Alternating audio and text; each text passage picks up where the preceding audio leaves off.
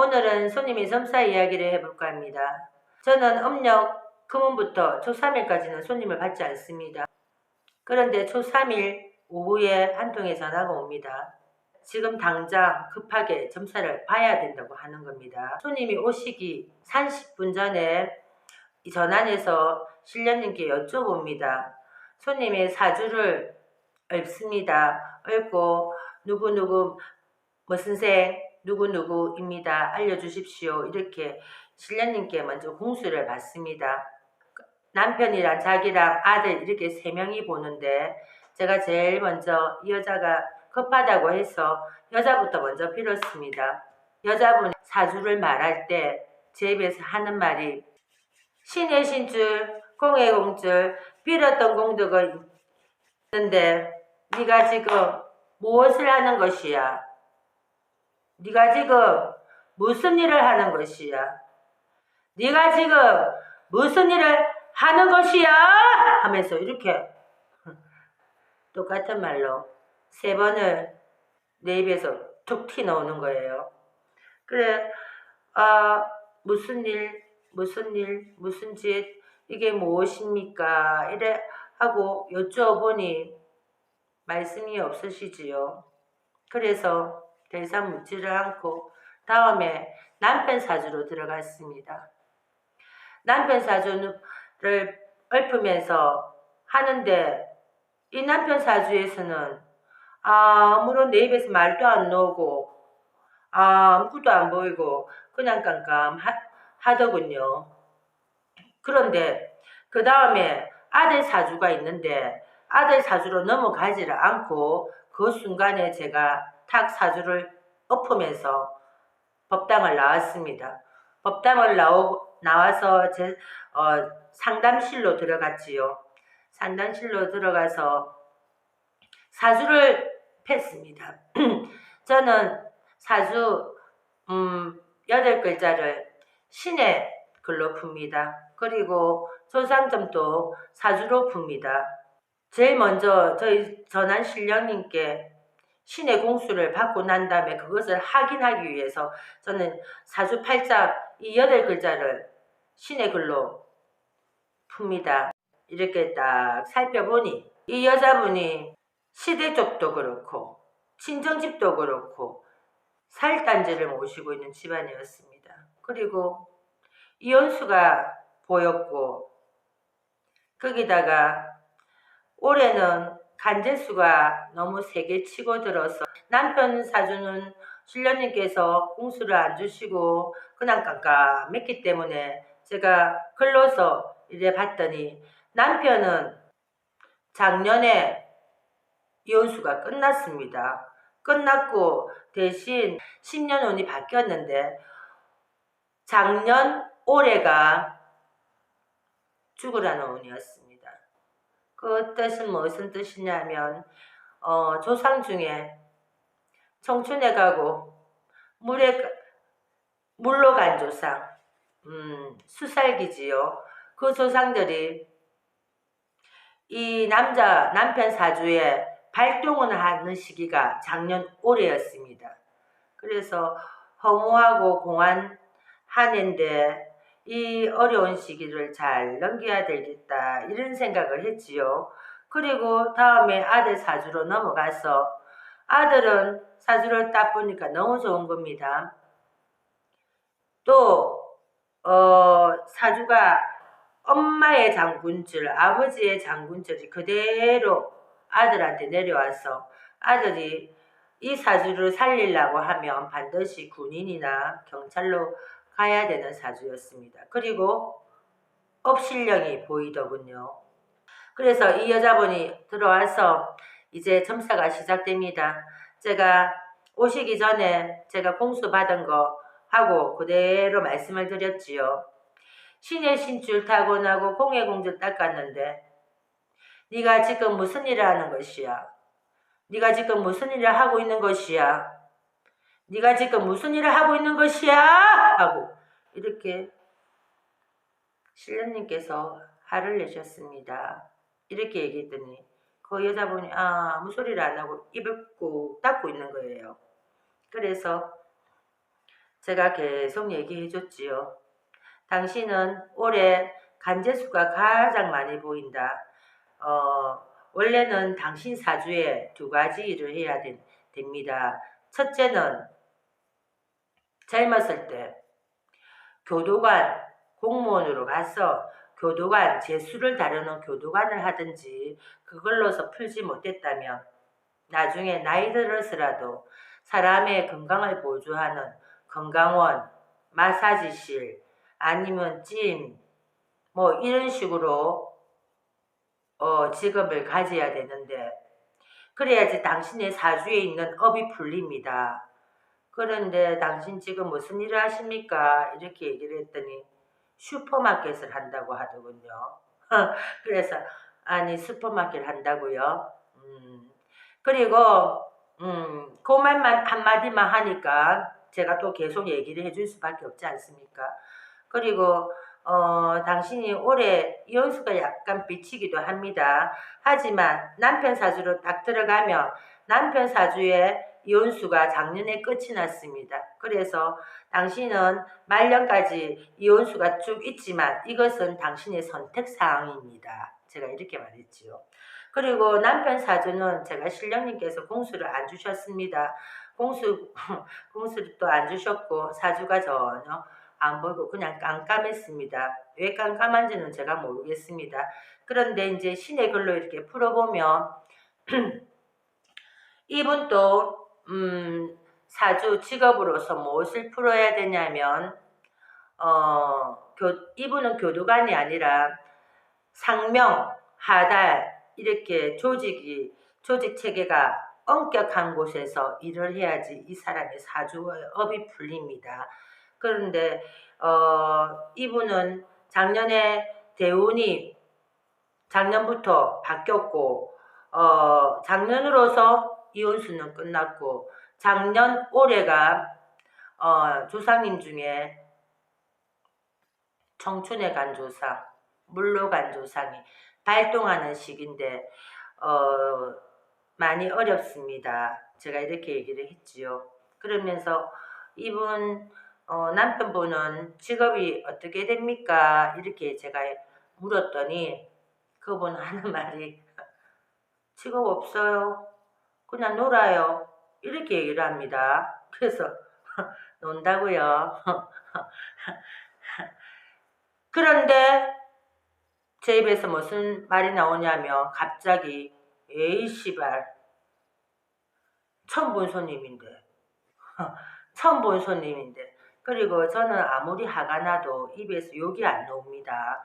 음성이 커질 때는 있어요. 음성이 커질 때는 있는데 내 입에서 욕을 이렇게 뱉지를 못합니다. 그런데 점사를 하는데 이분 직업이 뭡니까? 이렇게 얘기를 했더니 몰라요 이러는데 내가 입에서 에이 씨발 재수없어 에이 씨발 이거를 또 3번을 얘기를 하는 겁니다. 그래서 제가 그때 이 남자 사주도 만만찮은데 놀고 먹었다면 평생을 놀고 먹었다면 이 사람은 당신을 주 패든지 아니면 젊었을 때는 깡패라도 해야 되는 사람인데요. 내가 이렇게 얘기를 했지요. 그랬더니 이 여자분이 그때서야 평생 남편한테 얻어맞고 살았답니다. 딱 그 말 한마디만 또 하더군요. 그리고 다시 다음 아들 사주로 넘어가서 아들은 당신 집안에 빈 공덕이 있다. 조상에서 빈 공덕이 있어서 아이가 사주를 참 잘 타고났구나. 그리고 이 아이가 이 사주를 살리려고 하면 이 아이는 당신한테서 온 장군줄, 남편한테서 들어온 장군줄, 약간 장군줄이 틀린데 이 아이 당신한테서 온 장군줄이 이 아이한테 다 내려가 있다. 그러니 이 아이는 반드시 직업을 군인이나 경찰을 해야지 업이 쉽게 풀립니다. 했더니 그때는 이 여자가 묻지도 않는데 안 그래도 제 아들이 대학교 4학년이라서 지금 ROTC다. 앞으로 직업군인으로 결정이 났다. 뭐 이렇게 얘기를 하더군요. 그래서 빈공덕이 있으니까 직업도 알아서 잘 찾아가는구나. 그래요. 이 아이는 그렇게 키워야 되는데 단지 이제 지금은 어려서 실감을 못할지는 모르겠지만 이 아이가 군에 들어가서 그 군 안에서 출세를 하고 장성이 되려고 하면 이 아이는 반드시 업신령을 모셔야 됩니다. 당신 친가 쪽, 시댁 쪽, 친정 쪽이 내려오는 이 신의 신줄이 이 아이한테는 업신령으로 내려와 있습니다. 했더니 그거는 뭐 들은 척도 안 하더라고요.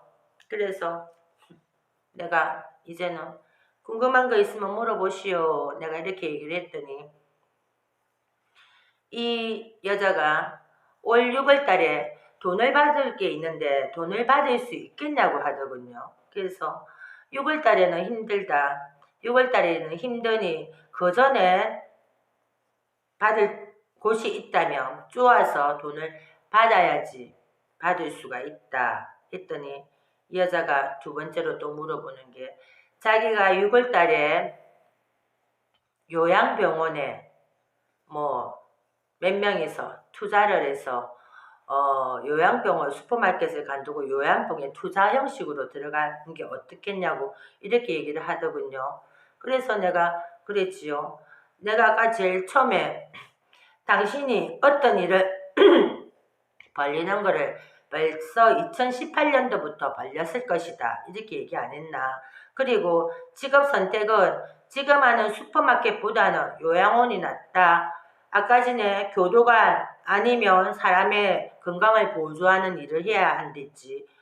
건강원, 마사지, 찜 이런 걸로 풀어야 되는데 요양원도 사람의 건강을 보조하는 것이니 슈퍼마켓 하는 것보다 낫다. 그래 얘기를 했지요. 그랬더만 그때서야 이 여자분이 하는 얘기가 사실은요 제가 어저께 법원에 가서 이혼장을 내고 왔답니다. 그래서 내가 아니 내가 그래서 아니 뭐가 그래 급해서 오늘 아니면 점사 못 본다고 하노. 뭔 일을 저지르기 전에 미리 와서 물어봐야지. 일 다 저지르고 난 다음에 뭐 나한테 와서 물어보냐고. 그리고 내가 아까 초반에 얘기를 했지 않았느냐. 당신은 45부터 말년까지 이혼수가 있고 남편은 작년에 이혼수가 끝났다. 그러니 이혼을 하느냐 마냐 하는 거는 앞으로 당신의 선택의 몫이다. 내가 이렇게 얘기를 했지요. 이 여자분이 한 달간의 맞다. 왜 일 다 저지르고 와서 물어보느냐? 내가 이렇게 얘기를 했더니 이혼장을 내고도 한 달 동안 조정기간이 있답니다. 나는 시집을 안 가서 모르겠는데 한 달 동안 조정기간이 있어서 그때 결정을 해야 되기 때문에 물어보는 거라고 하더군요. 그래서 제가 얘기를 해줬지요.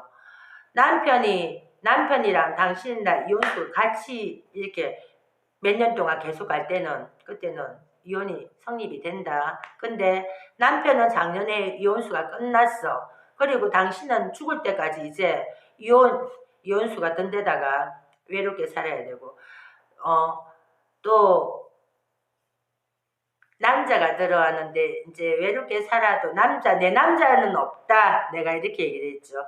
그래서 선택의 문제다. 이랬더니 그때서야 이 여자가 하는 얘기가 제가요 이혼을 결심하기에 조금 결정적인 계기가 된 어떤 남자가 있습니다. 이렇게 얘기를 하는 거예요.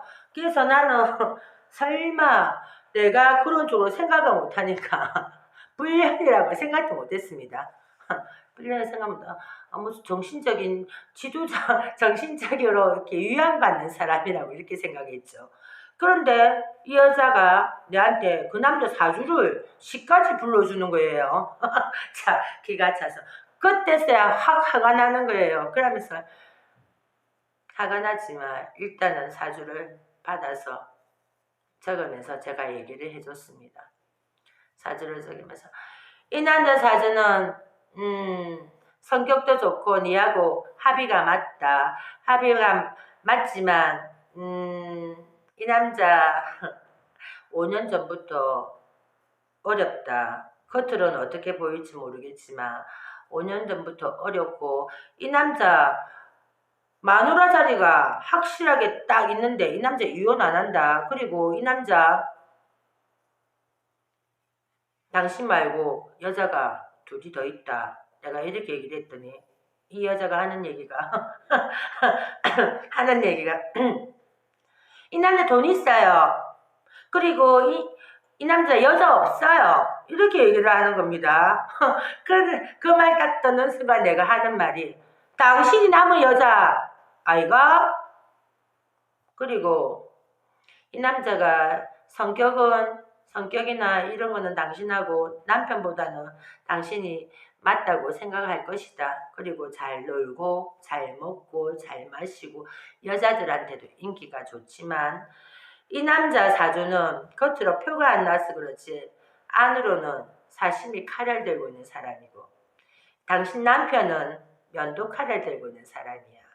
그래서 당신 남편이 고집이 세고 꽉 막히고 답답하고 미칠 것 같아도 마음이 여린 거는 당신 남편이다. 그러니 알아서 해라. 묻는 게 그거 아닙니까? 이혼을 할까요? 이 남자를 선택할까요? 이 얘긴데 내가 그랬잖아요. 남편은 작년에 요소가 끝났어. 당신은 외롭게 살아야 된다는 거는 이 남자든 저 남자든 당신 남자가 아니란 뜻이야. 그리고 당신 팔자가 기고한데 아무리 돈 많고 괜찮은 남자가 오겠습니까? 그리고 설사 온다 하더라도 당신께 되지를 못합니다. 당신 사주가 있기 때문에.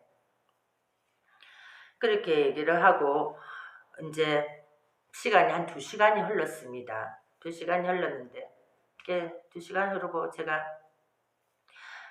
점사비 주고 이제 가시오. 내가 이렇게 얘기를 했지요. 그런데 이 여자가 법당에 돈을 올리고 싶다는 겁니다.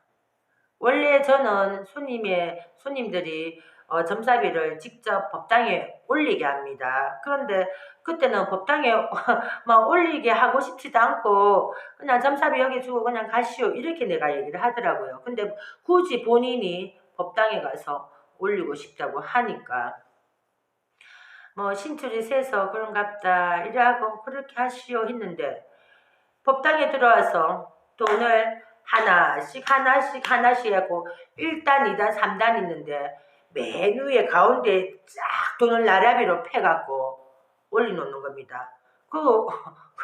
난 또 그런 사람도 처음 봤거든요. 뭐 거기까지 좋다. 그런데 이 여자분이 거기다가 이렇게 다 합장을 하면서 3분에서 4분을 기도를 하고 있는 겁니다. 아니 점사를 다 받는데 여기 서서 무슨 기도를 합니까? 그치요? 점사비로 올리는데 여기서 무슨 기도 잘 봐서 감사합니다. 이 정도는 몰라도 이렇게 해갖고 염월하면서 기도를 하는 겁니다. 그것도 좀 못마땅했는데 그냥 아무 소리 안 했습니다. 그리고 이 여자가 가면서 하는 얘기가 원장님 제가 점사비는 많이는 못 올렸지만 그래도 원장님이 너무 정확하게 콕 집어주셔서 제가 사람들한테 소문 많이 내주겠습니다. 이렇게 얘기를 하는 거예요. 근데 그 말도 하나도 저는 기쁘다는 느낌이 안 듭니다. 그래서 예 알겠습니다. 예 안녕히 가십시오. 커피 보내고 제가 법당에 왔는데 이 여자 손님이 저 3단 위에 가운데다가 올린 돈이 참 눈에 거슬리는 겁니다. 이유는 내가 그때까지는 몰랐습니다. 그리고 다른 분 전사비도 있었고 또 치성비 올린 돈도 있었는데 다 3단에 손님이 원하시는 대로 3단이든 2단이든 한 분도 그런 적이 없었는데 그리고 보통 사람들이 3단까지는 안 올리거든요. 특별하게 또 올리는 분은 있지만 내 신도분 중에서는 그분은 그러다 치더라도. 아니, 그 돈이 거슬려갖고 내가 다른 돈은 그대로 있는 뭐 손님들이 올린 대로 놔두놨는데 그 돈만 싹 걷어갖고 요 매일 일단 요 가세 요 가세 거기다가 내가 돈을 밀어 넣었습니다. 그리고 다음날 새벽에 청수물 갈고 또 새벽 기도를 하지 않습니까? 새벽 4시에 이렇게 기도를 하는데 보통 기도를 하면 제가 초를 이렇게 촛불을 이렇게 바라보면서 기도를 하는데 눈이 여기 돈밖에 다른 데 돈은 눈에도 안 들어오고 여기 있는 돈만 눈으로 갑니다. 그러면서 기도가 안 되는 거예요. 기도가 안 되고 저것만 마음에 안 들어가고 천하를 보는 겁니다. 그래서 기도를 끝내고 내가 이 돈을 막 법당에서 내려갖고 그냥 뭐 핸드백에 잡아 넣었습니다. 그러고 그날 정오에 한 통이 전화가 옵니다. 전화를 받았더니 여자분의 남편이 어제 죽었답니다. 그때서 이제 모든 게 다 풀리는 거지요. 그래서 엄청 기분이 안 좋은 거예요. 그래서 그때서야 왜 남편 사주가 신령님께서 공수도 안 주시고 그냥 깜깜했었고 그 이유가 또 법당의 돈이 그렇게 눈에 꼴보기 싫었던 이유가 이제 다 풀리는 거예요. 그러면 그 여자가 우리 집에 4시 반인가 5시쯤에 와서 7시 전으로 이렇게 갔는데 아침에 부고를 받았다며 그리고 벌써 깜깜했다는 거는 일이 터졌던지 뭐 터지기 직전이었던지 그리고 왜 내 입에서 A씨발 재수없어 A씨발 재수없어 이거는 산 사람이 하는 말을 합니까? 내가 죽은 사람이 하는 말을 합니까? 그리고 법당에 올린 이 돈도 그렇게 무당들이요 가장 싫어하는 게 상문을 제일 싫어합니다. 특히 귀신 달고 오는 사람, 곧 죽을 사람 이런 사람들이 오는 걸 제일 가장 큰 부정으로 여깁니다.